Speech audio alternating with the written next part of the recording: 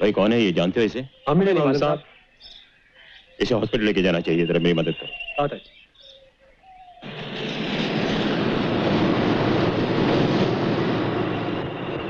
नीचे गिर रहा है। आराम से क्या कर रहा है? नीचे गिर रहा है पूरा का पूरा। ओहो।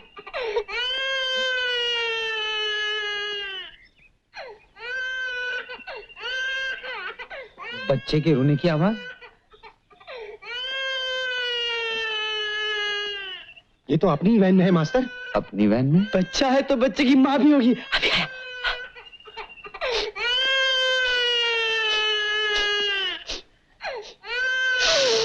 आप क्या सूंघ रहे हैं? अरे भाई वो कुछ नहीं, उसकी माँ यहाँ नहीं है। तो फिर तू कहाँ से आ गया मेरे बाप? रोना बंद कर, रोना बंद कर। जाने किसकी बला हमारे गले पड़ गई है। अपने जो लफड़ा नहीं मांगता है। हाँ? उठ के इसे ले जाकर वहाँ रास्ते पे रख दे। अच्छा, चल, अच्छा। रख दे। लो, आजा आजा आजा। चुप हो जा यार, अभी से रोएगा तो जिंदगी भर रोता रहेगा। अरे कमाल है, तुम्हारे पास आते ही चुप हो गया। कहीं ये तुम्हारा ही तो नहीं है मास्टर? तू किसका है? तुझे मालूम है, इस दुनिया में सबका एक ही बाप है, ऊपर वाला। और ये क्या है? ऊपर वाले का तोहफा? ये भी मेरी तरह एक मास्टर है। मुझे भी कोई इसी की तरह सड़क पर छोड़ गया था। जैसे गन्नू उस्ताद ने मुझे पाल पोस कर बड़ा किया है, मैं भी इसे पालूंगा। शायद ऊपर वाले की यही मर्जी। चलो।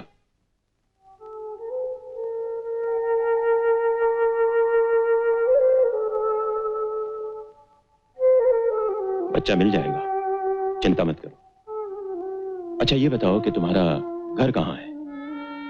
कहीं नहीं। लेकिन तुम्हारे माँ बाप और कोई सगा संबंधी? कोई नहीं, बस एक मुन्ना था। रो नहीं, तुम अपना दुख, अपनी परेशानी मुझे बताओ।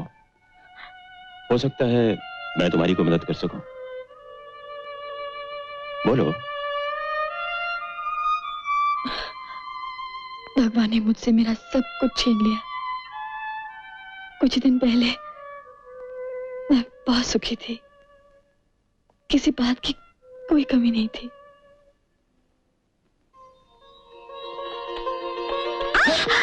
अरे मालूम है दीपक आ रहा है, पर अपने बाप को तो धक्का ना दे। मैं चलूं बापू?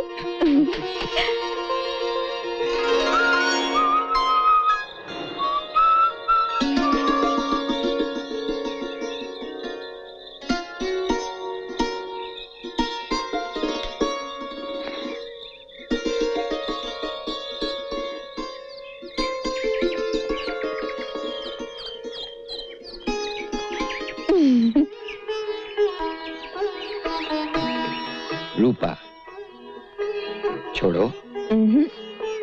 छोड़ो ना।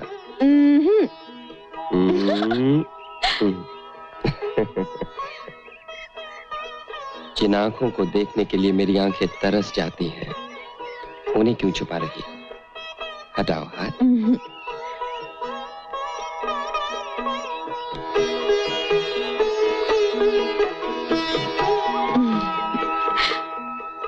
तुम आते हो, चले जाते हो, फिर आते हो, फिर चले जाते हो, और मैं तुम्हारी राह देखती रहती हूँ। रूपा, अब ये आना जाना, राह देखना हमेशा के लिए खत्म हो जाएगा। क्या? मुझे शहर की मिल में एक बहुत अच्छी नौकरी मिल गई, जगह का इंतजाम भी हो जाएगा। फिर मैं तुम्हें हमेशा के लिए अपने साथ ले जाऊंगा। सच? सच, भगवान साक्षी है।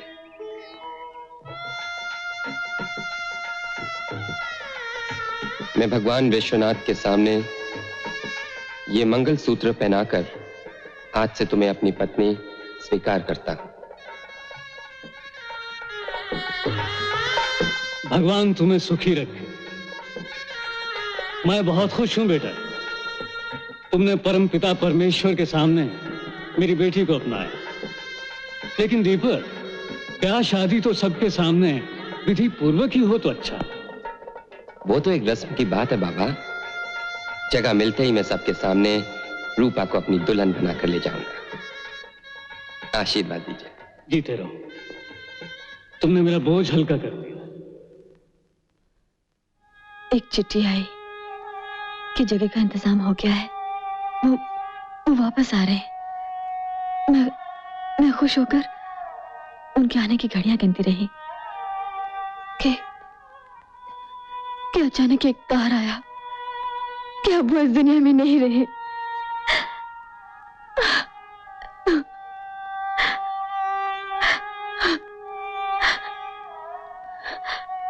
मैं मां बनने वाली थी, लेकिन गांव वाले ने हमारा अपमान करके हमें गांव से निकाल दिया। पिताजी ये तो बर्दाश्त नहीं कर सके, वो भी चल बसे। मैं दुनिया में बिल्कुल अकेली हो गई। जीने का एक ही सहारा था, मेरा बेटा, वो भी। दुख तो हर एक की जिंदगी में आता है बेटी। हर मुसीबत एक इम्तिहान होती है। तुम अकेली हो, बेसहारा हो, मेरा भी दुनिया में कोई नहीं। समझ लो कि तुम मेरी बेटी हो और अब यहीं रहोगी। बच्चे की बिल्कुल चिंता मत करो, मैं अभी जाके पुलिस में रिपोर्ट कर देता हूं।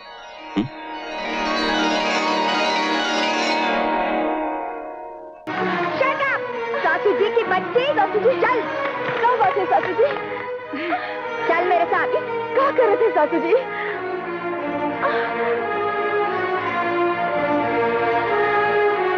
चल मेरे साथ।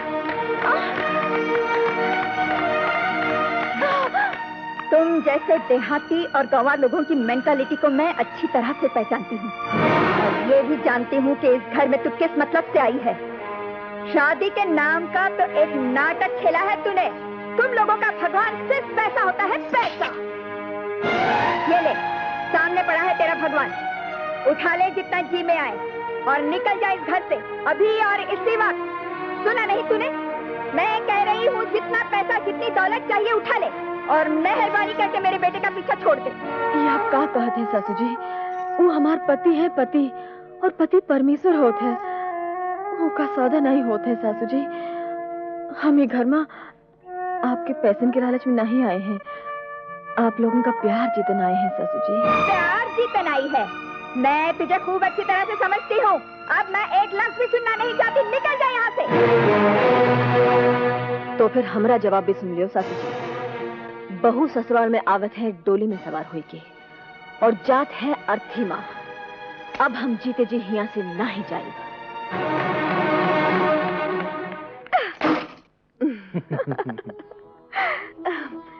चलो, ये बात हम मान लेते हैं कि तुम मजबूर थे, पर ऐसी भी क्या कंजूसी कि तुम 10 पैसे का लिफाफा भी नहीं भेज सके? देखो, भगवान जो भी करता है ना, अच्छा ही करता है। अगर मैं तुम्हें चिट्ठी लिखता, मोहलत मांग लेता, फिर ये रंग तो न जमता ना। पर शालू, मैं अपने घर वालों के बारे में बहुत सी बातें तुम्हें बतला ही चुका हूँ। एक आध नमूना तो तुमने खुद भी देख लिया। सोचता हूँ यहाँ इस माहौल में तुम रह सकोगी। काहे नहीं? एक बिहाता औरत के लिए उसका ससुराली सब कुछ होवे है। अब हम ये घर का फूलन से सजा दे बाबू।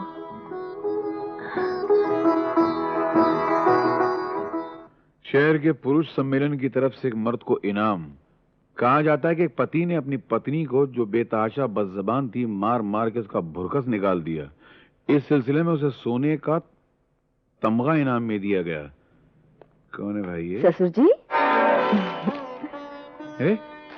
हाँ बेटी।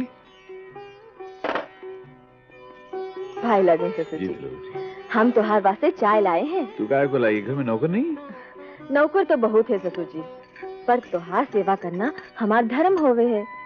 लियो। भगवान तुझे खुश रखे बेटी। हम सासू जी के वास्ते भी चाय लाए हैं। अरे नहीं, ठहर ठहर ठहर ठहर ठहर।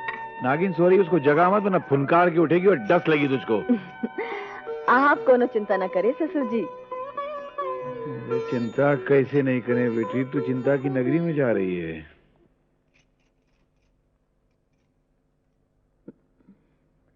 सासू जी, सासू जी, सासू जी, हाँ? Who the hell is it?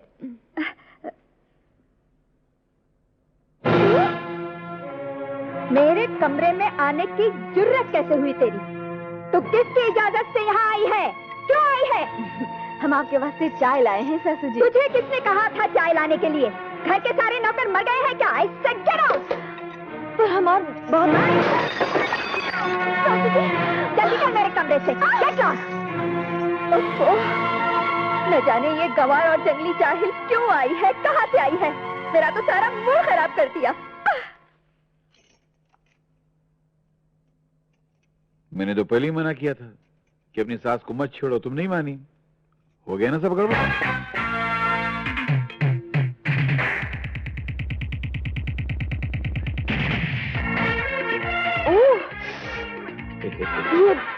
हैरान होने की कोई जरूरत नहीं है। इस घर में हर सुबह अंग्रेजी शैतान पहले डकार लेता है, फिर ऐसे संगीत की आवाज आती है और फिर बर्तन बजने शुरू हो जाते हैं। पर ससुर जी, ये तो कोनो ठीक बात नहीं होवे है। ठीक क्या है, तो बहुत घटिया और वाहियात बात है। पर क्या करें, बोलेगा कौन? ससुर जी, एक बात कही, क्या? कल से घर में ऐसे नहीं होवेगा। अरे बरसों से होता है, कल से क्या नहीं होगा। बस आप देखते जाओ, हमारा नाम भी सालू है, सालू।